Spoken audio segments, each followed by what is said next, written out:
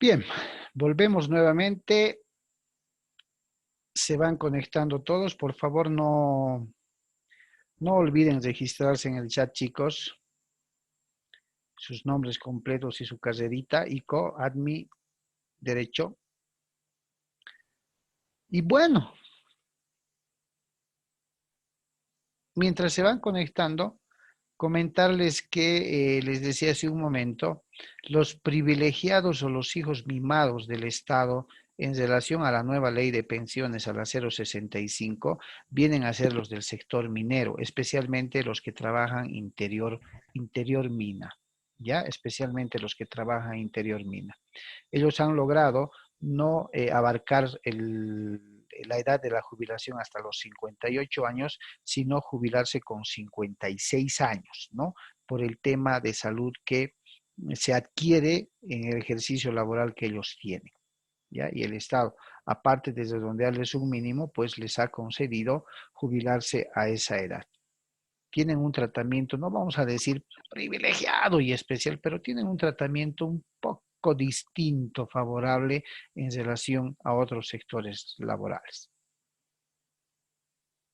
Es muy común ver el trámite de la compensación de cotizaciones, por si acaso, si alguna vez lo ven, es la famosa carpeta verde, así le llama el SENACIR al trámite de la compensación de cotizaciones, ¿ya? Es la carpeta verde con el que se inicia el trámite. ¿Para qué? Para que esos aportes realizados al sistema anterior sean reconocidos, sean transferidos al nuevo sistema de pensiones. ¿Ya? A eso se llama compensación de cotizaciones, CC. Ahora, vamos a ver en un tema cortito qué es la compensación de cotizaciones, qué es lo que genera la compensación de cotizaciones, porque como bien decía el expositor, la clase anterior, cuando el trabajador o el asegurado o trabajadora, lógicamente, hablando de manera general, tiene más de 60 aportes realizados al sistema antiguo, puede, en función a los aportes que ha realizado al sistema nuevo, jubilarse con una renta mínima mensual, ¿no? A eso se llama compensación de cotizaciones mensual. Es decir, el ahorro que tiene unido o sumado con los ahorros que tuvo, con los aportes que tuvo al sistema antiguo, le alcanzan para financiarse una mínima jubilación mensual vitalicia hasta el día de su muerte. Por otro lado está la compensación de cotizaciones de pago global para aquellos asegurados o trabajadores que tuvieron menos de 60 aportes al sistema antiguo y que lógicamente con las fórmulas de cálculo que manejan las AFPs y la gestora integral, no le va a alcanzar para poder financiarse una renta de jubilación vitalicia. Entonces, ¿qué prefieren? Devolvérselo todos sus aportes, más el mantenimiento de valor y los intereses que haya generado, devolvérselo en un solo pago. Por eso se llama compensación de cotizaciones de pago global. Lo vamos a ver en un tema muy apartito porque es cortísimo, ¿ya? Bien, ahora, Doctor, una preguntita, adelante. por favor. En ese caso, doctor, ¿qué pasó con Fombis? Porque años atrás, cuando entró en quiebra, las personas que han aportado nunca han recibido lo que les correspondía y lo que han aportado. Solamente algunos de la antigua generación que recibieron casas y algunos que no recibieron nada. En ese caso, doctor, ¿qué se hubiera hecho para retribuirles todo lo que han aportado por años? A ver, el Fondo Nacional de Vivienda, como dice FONVIS, ¿cierto? Merecía un aporte patronal y laboral, ¿cierto? ¿Cuál era el objetivo? Otorgarle al trabajador una vivienda, ¿sí o no? Esto nace con el famoso CONAVI, no sé si han escuchado, el famoso Consejo Nacional de Vivienda, que posteriormente es cambiado al Fondo Nacional de Vivienda, subsidios de vivienda, ¿no? No funciona el sistema porque el Estado demuestra no ser un buen administrador, porque aportaba el trabajador, aportaba el empleador, si mal no recuerdo, el 2%, ¿ya? Se liquida, como bien dice la compañera, se liquida el FONBIS, pero te cuento que un muy buen porcentaje de trabajadores que aportaron en su momento han retirado. Experiencia personal, hace muchos años atrás, yo empecé a trabajar desde muy joven de forma dependiente, antes incluso de entrar a la universidad. Entonces tuve mis aportes al FOMBIS. Y cuando esta colapsó, llamemos así, o quebró, y entró el proceso de liquidación del FOMBIS, casualmente un amigo me dice, ¿te has registrado en el FOMBIS para la devolución de tus aportes? Yo no sabía, jovenzuelo, si no, para nada. Me dice, anda a tal dirección. Me acuerdo que me mandaron acá por la General Achá y Junín, me acuerdo. Fui y estaba registrado, lógicamente, con mi número de carnet. Entonces hice la solicitud de devolución de mis aportes y me devolvieron, les cuento. Para aquellos años, para la edad que tenía, pues la devolución de mis aportes que tuve por los años que ya trabajaba de forma dependiente, un alivio pero fatal. Y muchos trabajadores cobraron, recogieron la devolución de sus aportes. Nos daban unas boletitas verdes que todavía las tengo como constancia de que me devolvieron los aportes. Ahora es cierto, Mariel, ¿no? Mariel nos preguntó, ¿verdad? Lo que Mariel dice es, muchos quedaron en la nebulosa. No sé si porque se terminó la plata o no gestionaron, no hicieron el trámite para la devolución. Los que recibieron las viviendas en su momento, bueno, bien por ellos, consolida. Es más, quedaron tantos trabajadores que recibieron viviendas, pero que en muchísimos años pudieron con bastante esfuerzo consolidar su derecho propietario sobre esas pequeñas viviendas. Creo que les costó el precio real de lo que debía de ser una especie de subsidio. Pero experiencia personal, chicos, yo logré cobrar. Logré cobrar la devolución de los pocos, seguramente en mi caso, porque cobraron muchas buenas cantidades, compañeros de trabajo mucho mayores que yo que tuve, cobraron la devolución de sus aportes al FOMPIS.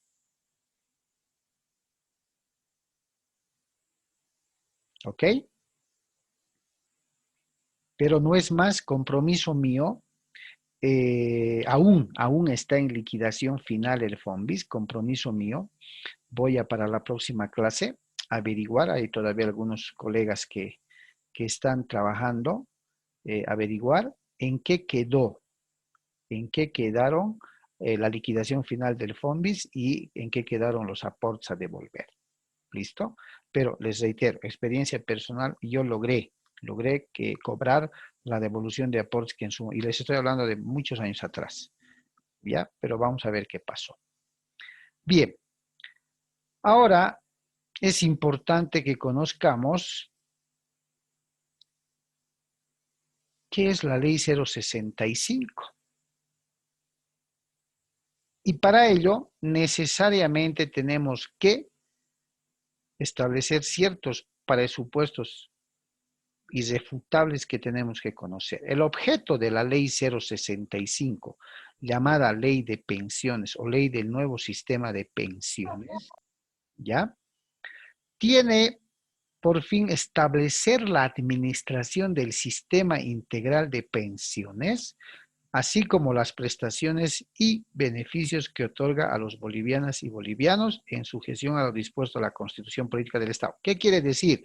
Estado boliviano, me hago cargo de administrar el sistema de pensiones, es decir, las prestaciones de largo plazo. Así de claro. ¿Cómo lo va a hacer? Mediante el nuevo sistema integral de pensiones, denominada gestora integral de pensiones. ¿Sí? Es el nuevo sistema, es la nueva estructura del sistema de pensiones promovida por el gobierno, por el Estado, por el legislador. Y aquí aparece y es importante establecer este acápite en el artículo 2. ¿Cómo está estructurado el nuevo sistema de pensiones en Bolivia? Inciso A, el régimen contributivo. Ojo, el régimen contributivo, porque está estructurado por regímenes, ahí estoy pintando, el régimen contributivo. ¿Qué contempla, qué compone este régimen contributivo de la nueva ley de pensiones? La prestación de vejez, la prestación de invalidez, las pensiones por muerte derivadas de estas, es decir, de la invalidez o de la vejez, y los gastos funerarios, lo que actualmente la AFP paga o devuelve. ¿Ya? A eso se denomina el régimen contributivo. Ahorita vamos a ver. Inciso B, el régimen semicontributivo, que contempla, que compone la prestación solidaria. Ojo, ya aparece la palabra solidaria de vejez, pensión por muerte de estas y también los gastos funerarios. El inciso C, el régimen no contributivo, está compuesta por la famosa renta dignidad y los gastos funerales. La renta dignidad, ¿quiénes la cobran?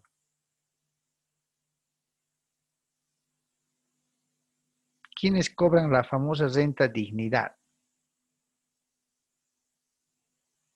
Las personas que no tienen aportes en las AFPs, Por tanto, no cuentan con, seguro y beneficios sociales. exactamente, no tienen jubilación. ¿Sí o no? Esos cobran. La nueva ley de pensiones, Pero tienen, doctor, ¿qué se llama? Atención médica, seguro vejez. claro, claro, estamos hablando de las pensiones. ¿Quiénes cobran la renta dignidad? Los que no tienen jubilación. Así de claro. Porque los que tienen jubilación cobran la renta dignidad o no cobran. No, doctor, ¿Qué No. dicen? no cobran. Ya. Trabajo práctico para la próxima clase. Pregunta. Los que cuentan con una jubilación, con una pensión de vejez, ¿cobran la renta dignidad o no cobran? Y me Se van les hace un incremento, pero no es mucho el porcentaje. ya, cobran, pero no en el monto que cobran los que no tienen jubilación, ¿cierto? Cobran, está soldado a su renta de jubilación, Lesión. pero es un monto menor. Y si no, quedaba como trabajo práctico. Muy bien, vamos a desglosar entonces qué es el régimen contributivo, qué es el régimen semicontributivo y qué es el régimen no contributivo. Pero fíjense ustedes, en concordancia con la Constitución Política del Estado en el régimen de seguridad social, el artículo 3 de la Ley 065 establece los principios de la seguridad social a largo plazo. Universalidad, ratificado. Interculturalidad, constitucional. Integralidad, constitucional. Equidad, constitucional. Solidaridad. Me interesa esto porque vamos a ver el Fondo Solidario. Es la protección de los asegurados menos favorecidos con participación de todos los aportantes al sistema integral de pensiones y de las bolivianas y los bolivianos con mayores ingresos de acuerdo a lo establecido con la presente ley. En términos claros y españoles, ¿qué nos está diciendo la solidaridad? Que los que más ganan tienen que aportar más. Por aquellos que no pueden aportar. ¿No ve? Uno para todos y todos para uno. Ser solidarios, ¿cierto? Ahí está la unidad de gestión, el principio de economía, oportunidad, eficacia, igualdad de género y todos los demás. Bien, ahora, les decía, vamos a definir ya los fondos de el sistema integral de pensiones. El régimen contributivo viene de la palabra contribuir, ¿ya? Poner plata, cotizar, aportar. ¿Cómo está compuesto este régimen? No estoy hablando de cobertura, sino de la estructura de composición que tiene. El Fondo de Ahorro Previsional, lo que en la AFP se llama el FCI, Fondo de Capitalización Individual, viene a ser lo mismo. El trabajador cuando aporta de su salario el 10%, ese 10% va a su fondo de capitalización individual, a su ahorro personal.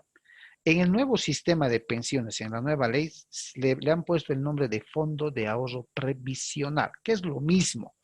Ahí está compuesto por las cuentas personales provisionales. Ahí va la platita del trabajador. Ahí aporta, es su cuentita personal dentro del sistema integral de pensiones.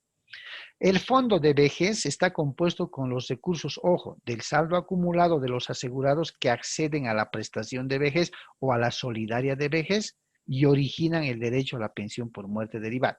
En términos claros, aporto durante tantos años para un día decir, dejo de trabajar y quiero mi jubilación o mi renta. ¿No ves? Dicen las personas, soy rentista. ¿Qué nos están diciendo? Soy jubilado. ¿Cierto? Soy jubilado. El régimen contributivo también está formado por el Fondo Colectivo de Riesgos. ¿Se acuerdan? Hemos hablado del riesgo profesional, el riesgo común, y aquí le añaden el riesgo laboral. Contingencias, sea dentro del trabajo, sea fuera del trabajo, o sea en tareas propias de mi ejercicio laboral. Prestaciones de largo plazo. Perfecto. Me interesa ver el fondo, el régimen semicontributivo. Semicontributivo. Acá aparece el fondo solidario, chicos. Con la nueva ley de pensiones, los que trabajan se van a ubicar mejor. A ver, antes de esta nueva ley, los que trabajan no aportaban el 0,5% como aporte solidario, o sí lo hacían. ¿Había el aporte solidario del 0,5% para el trabajador? No. No, doctor. Se hacía el aporte solidario siempre y cuando ganabas algo de 8.000, doctor, más 8.000, antes, si no me equivoco. 13.000 y todo lo demás. Después no, Sí, no, ¿cierto? Pero con porque la eso se nueva ley, hacía la modificación. claro, la nueva ley de pensiones introduce el régimen semicontributivo y dice, ajá, aquí se crea un fondo solidario. Y fíjense cómo Eso está es obligatorio ahora para todos, para hasta los que ganan el mínimo nacional. exactamente. Y fíjense cómo está estructurado, de dónde va a ir la platita, ¿no?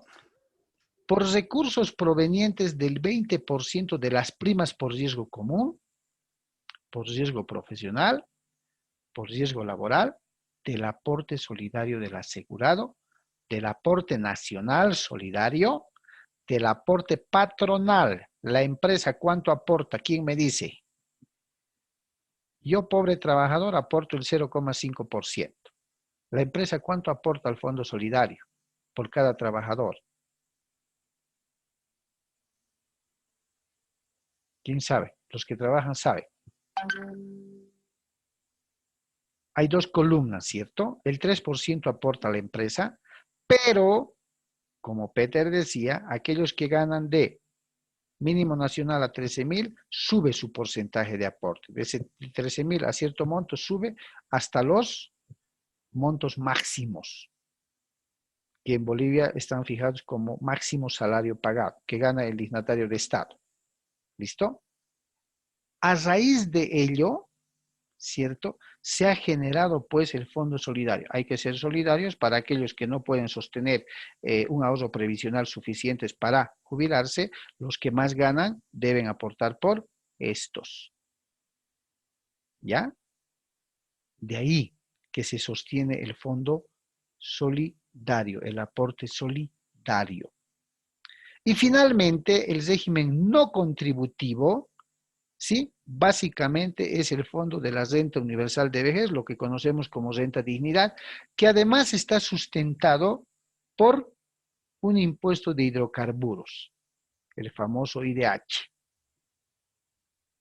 ¿Ya? Para aquellos que no tienen jubilación, por lo menos una renta dignidad. Hoy por hoy, ¿cuánto está el monto de la renta dignidad? ¿Quién me dice? 350. ¿Cuánto? ¿Cuánto? Perdón. 350. 350. ¿Cierto? Bien. El artículo 17 es lo que me interesa mostrarles para ver las tablas de referencia o de porcentajes referencial. Fíjense. Densidad de aportes por años.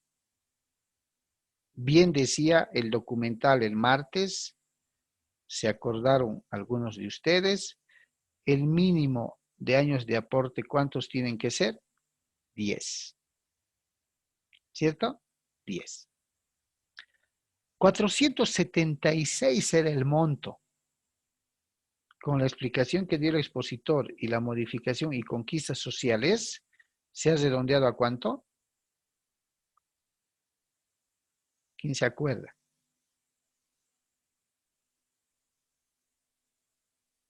500 bolivianos. Van a volver a ver el documentalcito, es muy interesante. Pero esto está en la ley, ¿no? Y lo otro está en la modificación. Fíjense la densidad de aportes de años. Con 10 años, 476. Mantengamos ese dato para efectos académicos. Con 11 años, 516. Con 12 años y así sucesivamente. Fíjense, con un promedio de 30 a 35 años, llegamos al referencial máximo. 35 o más años, ¿se acuerdan del documental? 1.300, que se redondea a cuánto? A 3.500. ¿Cuál es el tope máximo a pagar? ¿Quién se acuerda? En monto. Y que el documental, el expositor dijo, grábense este monto en la cabeza. 7.900. 8.000. Redondeémosle a 8.000. 7.964. ¿Cierto? El tope. Totalmente distante con lo que establecía pues el sistema de reparto. La aritmética era sencilla. Suma de la renta complementaria y la renta básica, total 100%. Perfecto, usted se jubila con el 100%. ¿Sí o no?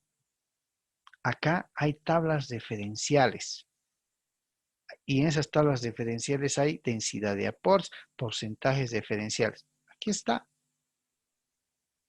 En función a la densidad de aportes por año. ¿Cierto? 70%. Miren, de 30 a 35 años. O sea que aquí ya no nos catalogan como en el sistema de reparto que decía cotizaciones mínimas, aportes mínimos para tener derecho a la jubilación, 180 aportes, traducidos en años, 15 años. No. Acá más o menos similar a la AFP, de 30 a 35 años, promedio de aportes. Fíjense acá, 30%, 70% para jubilar. Y hasta el 35% sigo manteniendo el 70%. De ahí que hay muchas personas ahora, cuando ya han cumplido estos aportes de 30 y 35, dicen, ¿para qué voy a seguir jubilando, aportando? ¿Sí o no? Piden la suspensión de descuento para el tema de aportes a las AFPs. Porque ya no tiene caso seguir aportando. Ya tiene los aportes necesarios en función a la densidad de años de trabajo.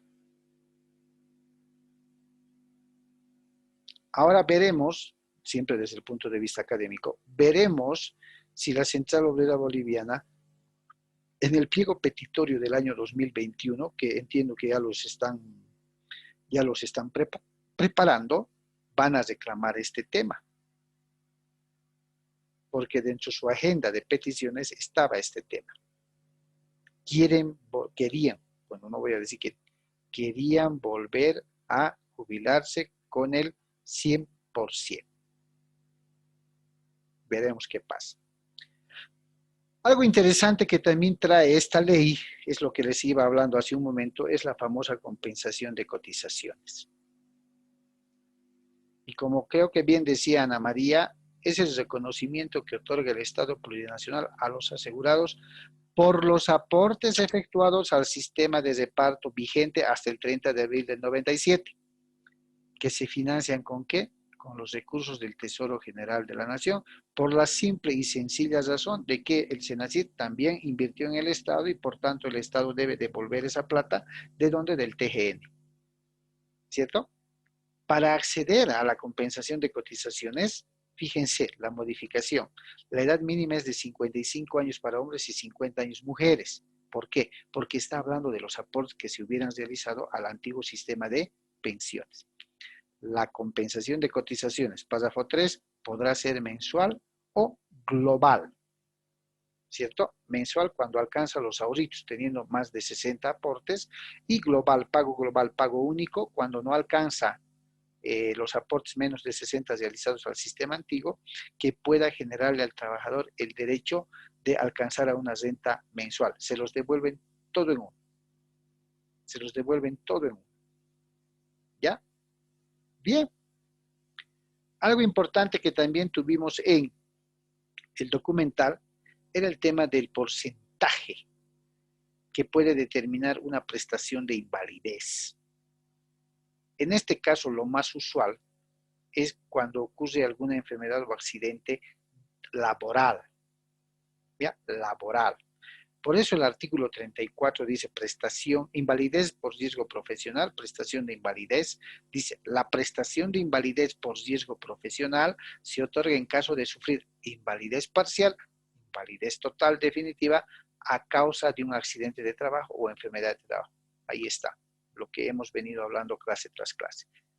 Cuando les había dicho que el riesgo profesional tiene dos grandes coberturas, enfermedad y accidente, pero ambos tienen que ser laborales, ocurrir como fruto del trabajo, adquirir esa enfermedad como resultado del trabajo que se realiza.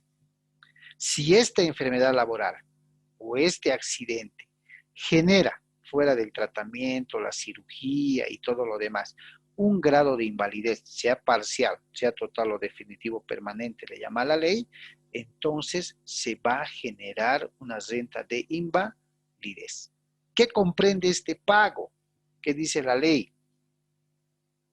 ¿Ya? Primero, debe haber relación de dependencia. Eso es lógico.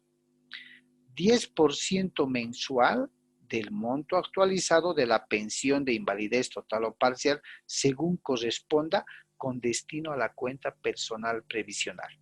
Ese 10% es el aporte que va a hacer el trabajador a su ahorrito personal para un día jubilarse.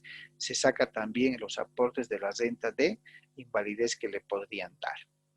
Se mantiene el derecho de los derechohabientes, valga la redundancia, en primer y en segundo grado, vitalicias y temporales según corresponda, cuando el asegurado fallezca. ¿Sí?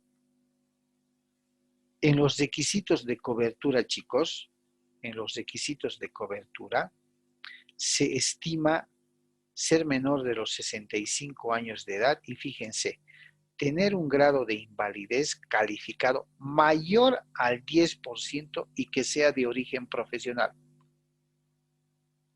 ¿Cuál es la diferencia del riesgo profesional con el riesgo común que tanto hemos hablado? ¿Quién podría decir?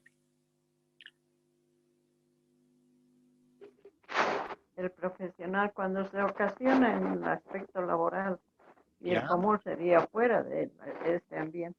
Perfecto, muy bien. Muy bien. ¿Cómo se va a establecer la cuantía de la pensión o indemnización por riesgo profesional a favor del asegurado? Las reglas están claras. Fuera de los requisitos documentales que se necesita, que van a generar que el comité calificador o comité de prestaciones se llama, que es un tribunal médico especializado que va a analizar todos los antecedentes del historial clínico, las cirugías, el tratamiento que le han hecho, la gravedad de la enfermedad o del accidente que se ha generado, ¿cierto? Y fruto de ello van a calificar, ¿ya?, un grado de invalidez igual o mayor al 60%. La pensión de invalidez será equivalente al 100%.